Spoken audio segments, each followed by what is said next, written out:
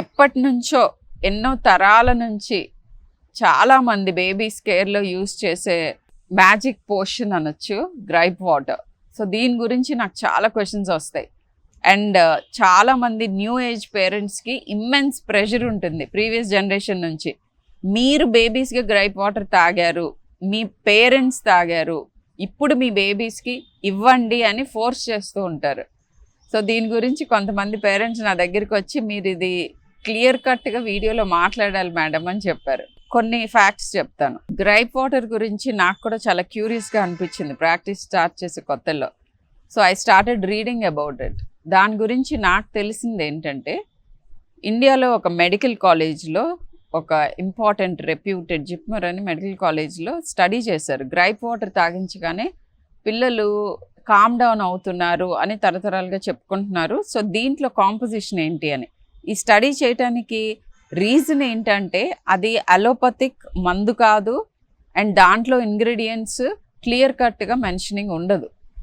So ఇది ayurvedic preparation kind of thing.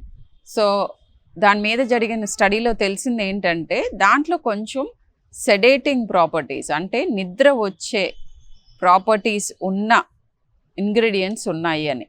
So పర్సనల్గా నేను రికమెండ్ చేయను gripe water, not at all good.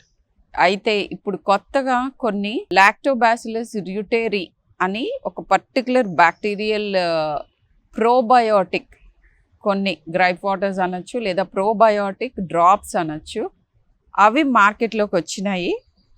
ఇవి ఫుడ్ సప్లిమెంట్స్ కింద వచ్చినాయి.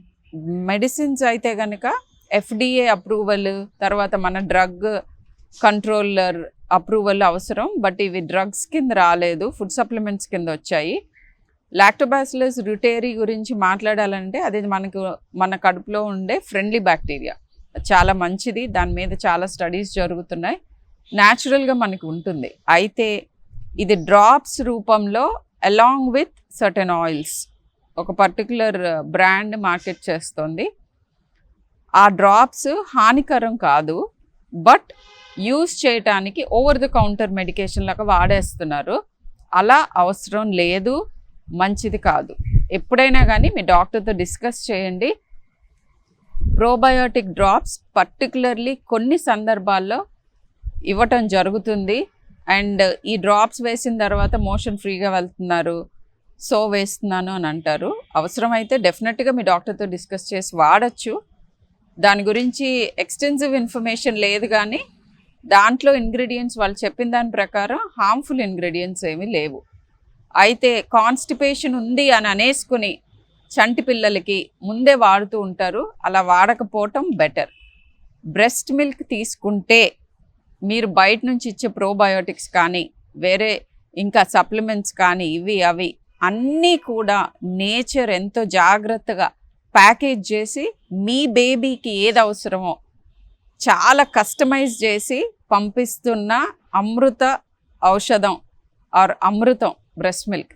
సో బ్రెస్ట్ ఫెడ్ బేబీస్కి వేరేగా ఇలాంటివి ఏమీ అవసరం లేదు except vitamin D drops. So వాడదలుచుకున్నప్పుడు మీకు కాన్స్టిపేషన్ ఏమో అని అనుమానం ఉన్నప్పుడు టేక్ డాక్టర్స్ అడ్వైస్.